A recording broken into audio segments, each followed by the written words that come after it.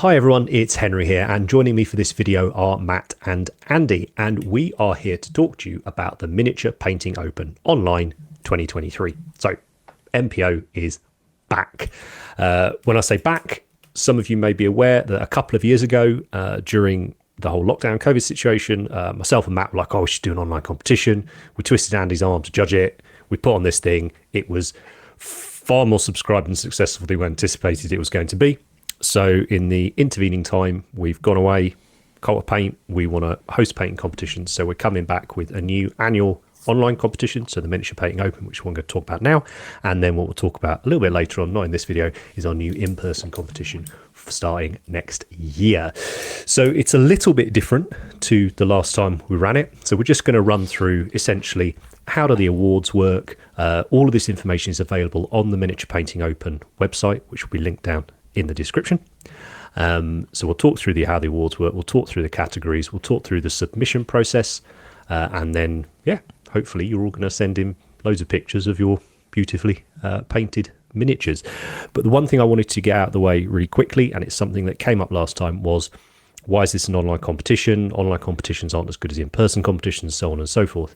We are well aware of the limitations that an online competition can bring, but there's also some massive advantages that an online competition can bring. So what we want to focus on is all the benefits and the advantages that doing it online gives us over doing it in person. So hopefully the two competitions we run will really complement each other. But the biggest one for being online is it's a truly international competition. Okay, there's no entry fee, there's no travel costs. You're not having to box your miniatures up and get them destroyed when you're flying, and all the rest of it. So it's a really great opportunity for us to celebrate the work that we've done this year, that we're most proud of, with the whole international painting community. And breathe. I think that's about right, isn't it? That's everything we want. Yeah. we want to go. And done. And done. Right. Great. Okay. So well, it's for fun, isn't it? It's just for fun. Yeah, it is. And that's the point. Yes, this is a competition. But as we're going to talk about with the awards, with it being an open system, it's not just, gold, silver, bronze, that's it, done. It's as much about sharing what you're proud of with other people that are as nerdy about painting as you are and we are. So let's jump into the awards just super quick, and I'll repeat this several times throughout it. It's going to run during November. The last date for submission is the last day of November, which is the 30th.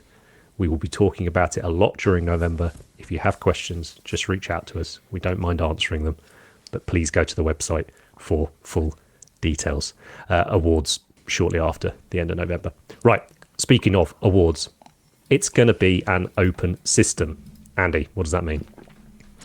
Open system means that it's not just a first, second, and third, so only 3 people can be awarded.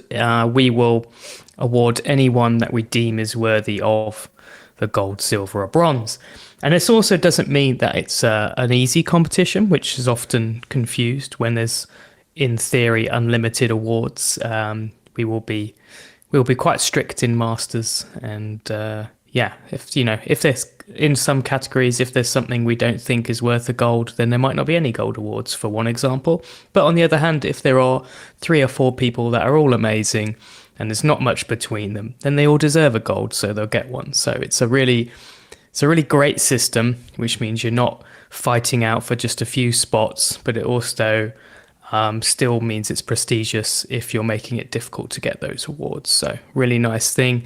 We'll be doing it similar to the online competition with the in-person one, but the whole point is it kind of makes it more enjoyable for people, I think.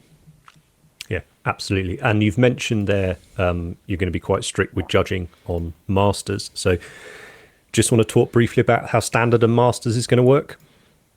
Yeah, so there'll be two levels, and you don't. So often people think, oh, because I've won something before, does it mean I have to do Masters? And it doesn't actually. It's kind of up to you what you fancy doing. If you enter Standard, you've got nothing to lose, because if you win a gold medal in Standard, then it kind of is a good way of gauging where you're at, and then next time you could definitely move up to masters. If you're pretty sure and you're happy with your work and you want to go for masters because you want to be judged against the other best people, then go for that. So having 2 levels again just makes it more open for different people, newer painters, more experienced painters, and the criteria for judging will be slightly different, and we will be more generous in the standard category.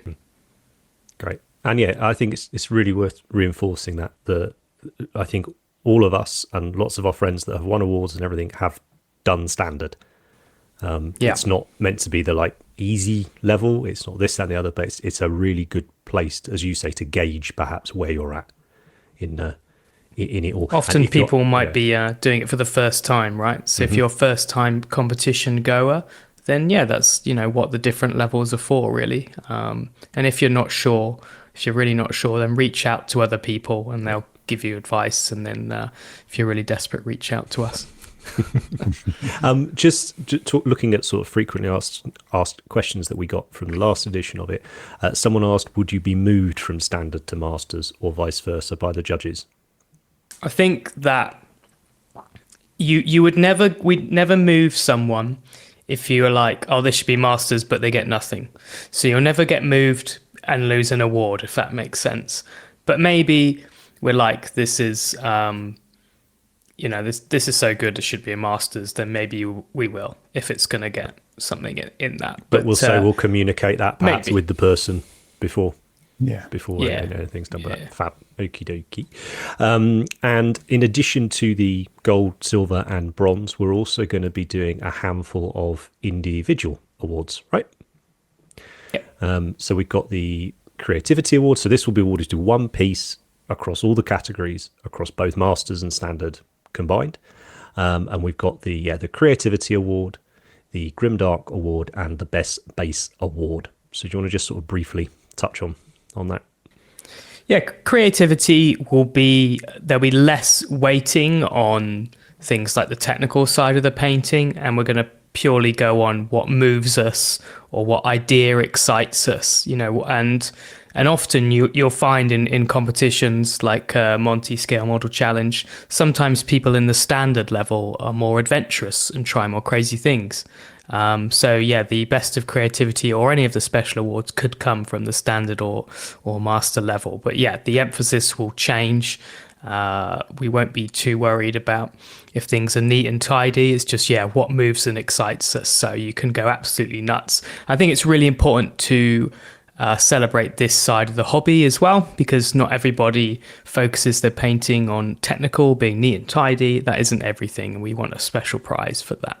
And that kind of goes along with the others. That's why we had the Grim Dark category as a special category last time. And we'd like to each year do a special category. This year it's critters, which is obviously very exciting. But we still want to do a little special prize, best of Grim Dark. And again, this is where it gives us that feeling of really gritty 40k or whatever universe it's from, just something that gets us moving in that aspect of the hobby. Great. What was the last one? Well, best base, which hopefully is fairly self-explanatory, that one. I forgot, but that's easy. I think basing is something, again, to be celebrated as a separate thing. And we just thought it'd be fun to do these special awards amongst the other things. And I think, like I said, these could be from master standard anywhere. Something might get a bronze in standard, but it might get best base. And I think that's really cool to have that, be able to celebrate those things. Absolutely. And just to touch on basing then now, whilst we're talking about it, base it however you want. It doesn't have to be on its plastic gaming base. If it's a gaming miniature, it can be straight onto a black plinth. It can be onto some incredibly elaborate, this, that, and the other. There may come a point where we question if it should go in the diorama category, but use your own judgment on that one. And judging wise, obviously we've got Andy here is head judge, going to be head judge for the online and for the Bristol competition next year. But for the online competition, sticking with that theme of keeping it international, we've been very fortunate for the last goodness knows how many years to travel around the world and meet different painters in different communities, and made great friends, with people that you both respect but also get on with.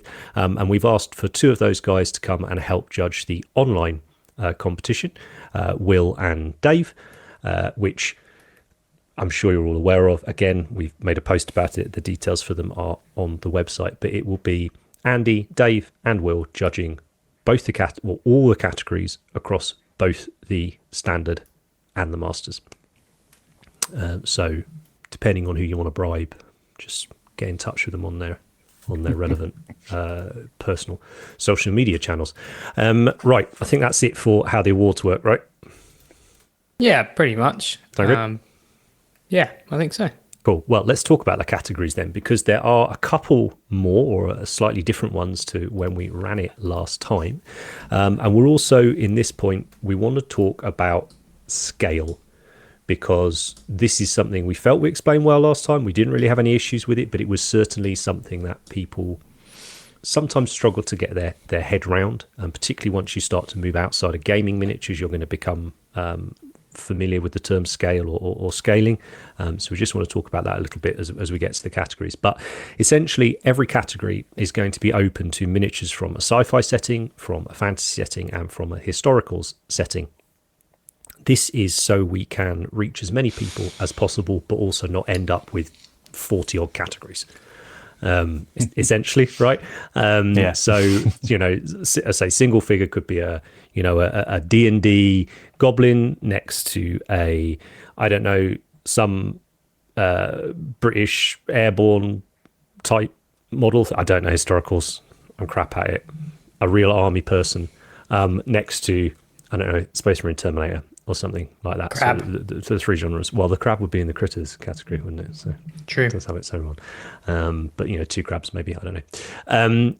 So let's talk about single figure, and we'll discuss scaling within that. So single figure, it's the classic one. It's often the one that will take home the sort of best in show award from competitions. It is all in on one figure, and we are going to make this, as say, multiple genres, settings, and also for all miniatures up to and including 54mm in scale and approximately 80mm in actual height. What do we mean by that, Andy? Yeah, it's difficult. I've seen it happen firsthand in competitions, but scaling is the size of a normal person within that universe. So a typical scale would be 28mm or 32mm, and that's basically what's the height of a normal 6-foot person to the eye. And something could be quite a tall miniature, especially now with Games Workshop. Games Workshop, we don't really know what the scale is, but it's around 30mm, where a normal human would be around that size. But they've got lots of big things like a 10-foot tall Space Marine. So he's still within that scale, which is such as a Baden. Baden's a very tall miniature, which is what we got as the winner of single figure last time by Thomas. But yeah, this is a tall miniature, but it's still within that scale. And I think that's the key thing to look at. Often it happens with things like monsters, and you could compare a troll or a giant or something like that to a large scale miniature, but normally the large scale miniatures are probably normal humans, and they might be 75mm tall. So if it's from Games Workshop, then it's not large scale, because they don't produce anything large scale. And that's going to go into single figure, or if it's really tall, it's going to go into the monster category. And if you're picking something from another manufacturer, it's very, very likely that they've got the scale on their website. Good example would be Big Child Creatives, and pretty much all of their miniatures are 75mm, and it does say on there that they're 75, so that would go in the large scale category. Other manufacturers that produce gaming stuff, most of the time it's going to be small enough to go not in the large scale. You tend to find the large scale things are kind of the display miniatures, so if it's from tabletop, you're probably going to be fine. I think that's about it. Yeah, gaming scale, and for instance, the miniatures that we produce are often 54mm, deliberately to sort of sit in that middle range between what you would be used to for a gaming miniature and what you'd be used to for a typical display model. But again, if you're unsure and you can't find the information and you've exhausted every other avenue of finding it, please feel free to get in touch. We can let you know about it. Plus, we'll know, really. If you accidentally put it in, I'm going to know. Right. So. But also, we're not going to gotcha anybody here. If you put something in and you submit it and we go, hang on a minute, that should be in monster category or that should be in large scale, we will contact you. We'll let you know if you're happy to keep it in and put it in that category. You may have something else in that category anyway, but you can make that decision and then you might be able to submit something in its place. We want you to be able to display your miniatures as much as possible. We don't just want to prevent people doing stuff and not tell them and surprise you with it. So we'll always try and communicate that. So single figure. Next category is unit. So unit is quite a broad thing. It doesn't matter what the gaming system says. Like if the minimum size for a unit of goblin spearmen is 10 or whatever, we don't care. This is for a group of miniatures that belong together. So that could be something like the Fellowship of the Ring from Lord of the Rings. That might be something like, what's that Mechanicus character who's got his robots? Lad with his Game Boy and his robots. That's an unusual unit, but it is a unit of more than one, a group of more than one figures. And size-wise on this, if they're mounted, so if it's, a unit of cavalry or mounted on, say, a Space Marine bike unit, something like that, absolutely fine. This category is where those things go. We don't want to see things like squadrons of tanks that, whilst it is a unit, we feel would belong in the vehicles category. And again, with basing, if you want to put them on a little display base, go for it. If you just want to do them on their slot basis, that's cool too. Anything else with unit? What's the minimum? Two. So even though there is a minimum, it will still take into account, does it suit this piece of work? So 2 tactical Space Marines, that doesn't really work because they wouldn't really come in 2s. So, if naturally your unit works as a 2, a 3, and it kind of fits, then that's great. But don't think that you can cop out and just do 2, Absolutely. right? The bare minimum. Make it work and feel like a unit, because the judging will be emphasized on how the unit feels. Yeah. And if it's something that would never be a 2, then it doesn't feel right. No, absolutely. And I think this really came from the idea of, let's say you wanted to add a character into a unit you didn't want to do separately, but you think, oh, he's really cool, I want to put him in this collection of miniatures, then, or command squad or things like that. That's kind of the reasoning behind that. As Andy said, it's not to submit 2 Space Marines or 3 goblins or things like that. Again, it should be pretty obvious. If it is like a familiar type figure, then that's fine in single figure. How do we feel about things where it is let's say that new Cities of Sigmar Marshal, but he has his like flag boy, doesn't he? We considering that unit or single figure? Unit. Single figure, because the second figure's significant enough. But that's actually where, if just those 2 were displayed on one plinth, like a little vignette, then you could be like a diorama or unit. But if it's fantastic, then that will work well in unit. But they are something that comes as a pair. Something like Marnius Calgar that comes in a box set with 2 bodyguard. That's fine as a 3. But for me, I think, if something doesn't feel right as a unit, then I wouldn't do it. But certainly... and if it's just, say, a little Gribbly, like a little dog or a little equivalent... If it's on the base, fine. Yeah, I think there's some new Stormcast where they've got like a bird on their hand. Like, that's obviously fine. Sure. So if it's a small thing. I think it comes down to, like, what's the presence of the miniatures in it? Like, if you had the 2 vampire hunters, that could almost be considered a unit, I guess. Yeah. Because it's 2 individual characters. Yeah. Might as well add a dog, though. That's it, right? But so again, just think about it. If it makes sense to you, it will probably make sense to us. If you feel like you're having to bend the rules to make it fit, it's probably not right. Right, next category is vehicle or war machine. It's pretty self-explanatory, I think. That Tanks. one, isn't it? Yeah, tanks, walkers. Tanks. Again, any scale for this doesn't matter. So last time we had things like Adeptus Titanicus Titans up against 1/35th scale Second World War tanks. Next to I'm trying to think. Oh yeah, next to things like trebuchets and catapults and stuff like that. It's all fine. It will make sense. How are we feeling on squadrons of vehicles? Just single vehicles. Single vehicles. Okie dokie. So just pick your best one and stick him on there. Cool. Right, monster. Diorama otherwise. There Just we a go. Diorama of tanks. That's one of the reasons why that category's in there, yeah. Monster. Again, should be fairly self-explanatory. But as Andy touched on in single figure, this is where if you have a character that is, for instance, mounted on something basically larger than a horse, this is where it belongs. Horse equivalent, because we're seeing a variety Dragons of and stuff. mounts. Well, dragon is not a horse equivalent, is it? No. Pat, right? But where would you sit with that? Again, back to Cities of Sigmar. I'm just thinking that because I definitely haven't been looking at that on the website this morning. The website worked, did it? I mean, image wise, I don't think I can actually buy anything. And if I click on it, it crashes. But anyway, that's by the by. The ogre chap with the lad in the crow's nest on his shoulders, we're happy that that's effectively a mount and would go into single figure. I'd put that in monster, actually. You'd put that in depending monster on the size of it. Because of the it's the size of the figure, right? It's pretty big. so the physical height of the model there is going to be close to 80 mil, right? And we said you want to keep it under.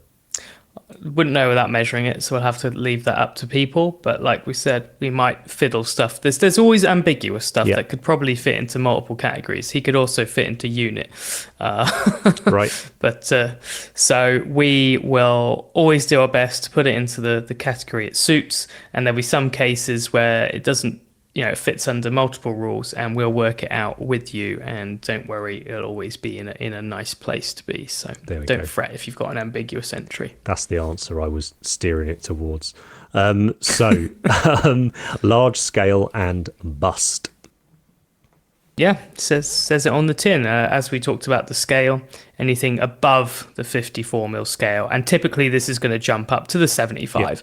And other manufacturers, the most common scale is 75 millimeter for full figures. So you're probably going to enter those here. And yeah, things like Hera and Big Child, all of those manufacturers, and Bust as well, self-explanatory. And we feel like we can compare these two together because they've got basically, both of them have got larger faces, which you could compare, and we'll do our best to make that work. But yeah, I'm excited for that category.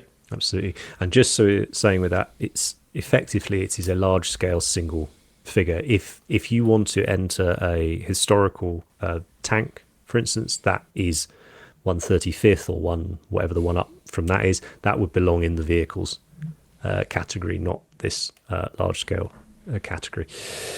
So after that, we got Matt's favourite category. Sculptures. Yeah. So why don't you talk us through it? So basically, anything that you want to create, as long as it's, I think we said you can have parts of commercially available bits, but try to keep it to a minimum as much as you can. And then we're accepting digital as well, but it can't just be a render. It has to physically exist as a miniature. Yep. And that is simply because you can do things in a render that you cannot physically accomplish on a printer, right? Now it's worth saying for that. Yeah, it's worth saying for that when we talk about submissions shortly, you will submit one image that will go in the gallery for your entry. And for sculptures, this should be an image of the sculpt itself. You will also have the opportunity to submit 2 additional photos, and those photos are for the judge's eyes.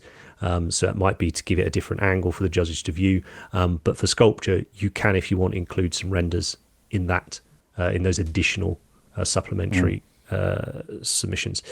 But yeah, and this one was really popular last time. So it was really cool. It was. And we'll get a special guest judge on that as well. Yeah. That can sculpt. we will be chatting about this comp throughout the month. So I'm sure things will come up that we need to address and discuss anyway. But yeah, sculpting was really popular last time. And with regards to little bits, if you want to use, I don't know, a couple of grenades, if you completely scratch sculpt Space Marine out of green stuff, but you want to use a couple of grenades that already exist and put it on, that's fine. We're not going to stop you doing that. If you want to use the sword blade, but the rest is scratch up, that's absolutely fine. But just green stuffing, some sideburns and a mustache on is not the same. The leather belt, it doesn't count. So getting towards the end now. So guest category, as Andy mentioned earlier, the guest category we had for the last competition was Grimdark. We've changed it up, as we'd like to do for most of these editions. And for this one, we've gone for critters. We feel like we talk about them quite often on the podcast. There are more and more of these miniatures being produced. Games Workshop enjoyed putting them into their various war bands, but you've got the whole bestiary for games like Dungeons and Dragons and whatnot as well. So for critters, we're basically going to say bear sized or below for this, but you all know that we're basically looking for that one stunning crab, and someone's going to have to octopus. do a hell of a job, right? Well, there you go. Or frog. Frogs are very popular as critter material. So this is obviously the one everyone's really waiting for. And will almost certainly be where Best in Show comes from. I've no doubt whatsoever on that one. And then the final category, something you guys asked for last time, we took that on board and added it in for this, is diorama. How is this different then to unit or focus on narrative and story building, basically? So within each category, and we can't go over the nuances of judging each category here today, but yeah, diorama emphasis will switch slightly to how does that scene feel, and again, what does it evoke and stuff like that. So you don't have to worry as much on being super neat and tidy and perfect, but obviously if you have a fantastic story and the painting is unbelievable as well, then you're more likely to win. But yeah, the emphasis is more on the look and the story that you're creating. Fab. Right. So anything else we want to add to do with categories?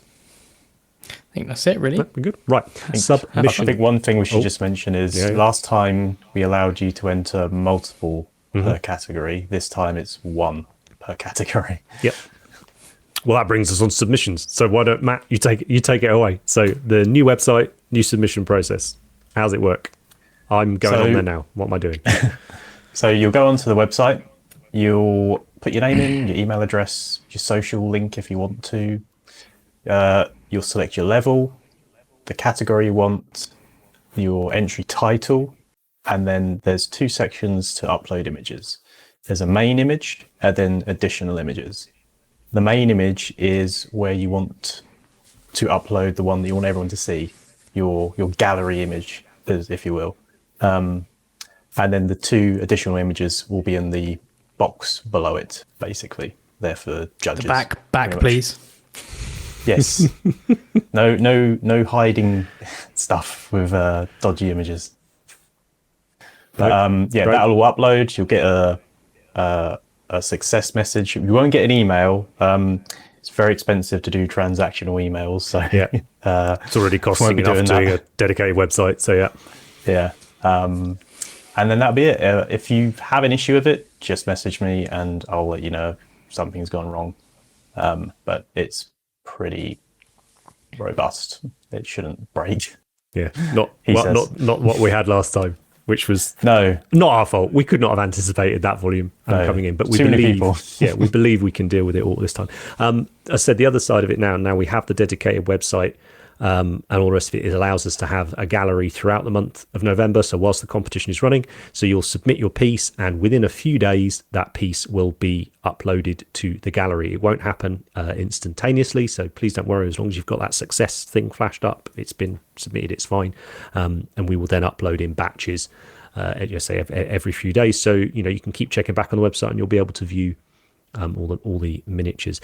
Just like you can now go on the website and view all the miniatures from the previous competition. Our intentions is to do that from for sort of going forwards with that. Any issues, I'm sure we will add an FAQ to the website as we get the questions that are pertinent to this edition. But I think really that's all the information that we need to go through, don't we? So it's running for November. Submissions close on the 30th of November. I'll say, I don't know, 7 o'clock, something like that. GMT. We'll stick it on the website. But Sunday evening, or whatever it is, or 30th on the evening. And then as soon as we have completed the judging, we will be talking about the awards. And we will simply get that done as quick as we possibly can. Our intentions is to do it within a week of the competition closing. But as we discovered last time with all of this, we don't want to put an exact date on certain things in case something explodes and then everybody gets very, very cross. But know that we will be working incredibly hard to bring them to you as soon as we can. We have tens of thousands of entries. You'll see a very stressed me. Yeah, right. So, guys, was there anything else you wanted to add at all? Take some nice photos. Try and crop them tight.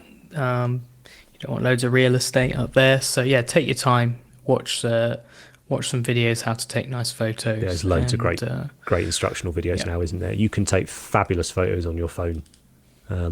For this, Matt is also very, very experienced with Photoshop, so none of that nonsense because it will get spotted. He's got a good eye for that sort of thing, but I'm sure no one entering this is going to do that. There's only so much you can do. Yeah, there has to be a slight honour code. Yeah, right. I mean, it's not like there's a £10,000 prize for first place, so it's not. Yeah, I don't think we're going to have any issues with that kind of thing. So, any questions?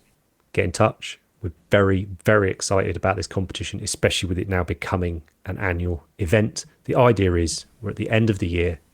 We've all painted stuff. It's time to share it. It's time to show off the work that you're most proud of with all those other painting nerds from all around the world in a lovely gallery that you can look back on and go, yeah, I was part of that year. I was part of this. Maybe we can see some trends. I think that would be quite exciting to see as well. And hopefully we've removed every possible barrier to entry for this competition. So I'm really hoping we get like some person that's paints up in a hut in the mountains or whatever, but doesn't really no phone, no internet. Yeah, exactly right. Yeah. But has decided to produce something for this one. So yeah, now I am off to the venue for our in-person competition right now to measure up for some tables and stuff. So we will see you soon back on the podcast. Thanks for joining me, guys. Take care. We'll see you soon.